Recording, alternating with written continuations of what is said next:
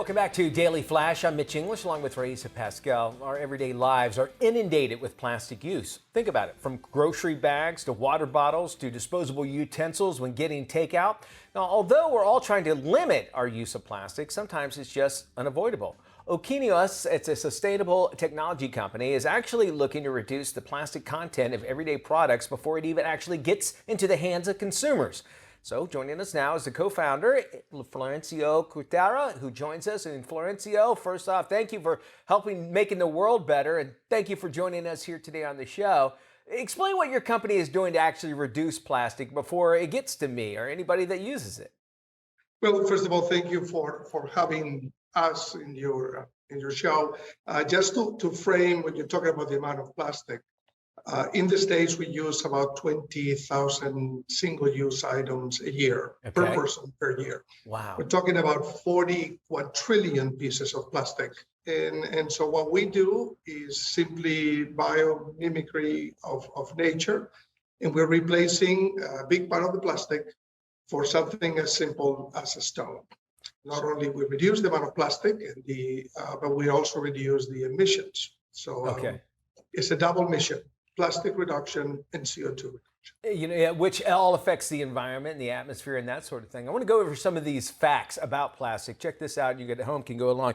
50% of all plastic produced is actually considered single use. Less than about 10% of all plastic is actually fully recycled, and only about 5% of compostable items can be composted, and 35% of all plastic created is used just for plastic. So we go through all of this and we see this, how much plastic we're using. How can we get creative enough to be able to move forward, to be able to limit our usage? What do we need to do? Well, realistic they're very depressing facts, and your numbers are actually optimistic. It's actually a little worse than what you have on numbers. The recycling rates are actually below 10% in many countries, zero in others. So the idea is to create items that are fully recyclable, because a lot of them cannot be recycled, and we do that by using monomaterial solutions. But there is a perfect solution nature provides us with, which is calcium carbonate stone. The earth produces more calcium carbonate than we will be ever able to use. And so what we're doing is simply creating a system imitating nature, does that with an egg. An egg is 97% stone. And so we found a way of replacing the majority of the plastic with a stone as an egg or shell. And so we're using that in lieu of plastic, or is it make the plastic? How does it all work together? Well, we simply replace it. So just for illustration, this is a hamburger wrapper. Okay. And this hamburger wrapper is mostly a stone. And so the less plastic we use, the less emissions, the less plastic or the less microplastics we have to deal with. So it's really maybe simplistic. We've had a number of technical issues, but we have to deal with density. We have to make the stone float. We have to make the stone flexible. But it is really, this is a package of rice, or for your audience, this is a detergent bottle, mainly made from stone. Okay, and is that recyclable as well? I mean, can it be used over in other aspects? It can be recycled, but since we're not very optimistic about the recycling rates, we basically are operating on an insurance policy, which is either using degradation techniques or simply reducing the amount of plastic to begin with, so it doesn't have to. We don't have to deal with it. And it comes down to, though, am I going to have to pay more for my bottle of detergent because it's made from the stone than it would be plastic? I mean, is it workable in today's economy?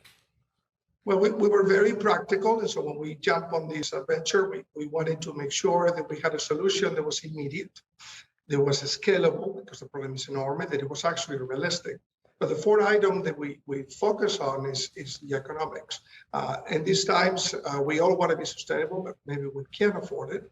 So this is for the first time a solution that is actually economically cost neutral. So consumers will not see a change on their cost. Oh, wow. I mean, and it just, it's a head scratcher because I'm looking at this and I see, plastic, there's some plastic that can't be recycled, I mean, I don't know what to dispose of when it comes to this, but this is something, comes from the earth, from stone. It works just as good from what you're saying. And why isn't it, what do we need to do? Just get more companies behind it? Or what do we need to do as consumers? Well, first of all, we've been working really hard. Some of us in our team have been 15 years developing this process. Some of us have been 4 years, and we are ready to go. We built an infrastructure around the world. So not only we make it out of a stone, but we make it locally around in multiple countries. We'll do it in India, we'll do it in Malaysia, we'll do it in Brazil, and in the States. So we are ready to go. So all we need for the consumers is to recognize that there is a better solution.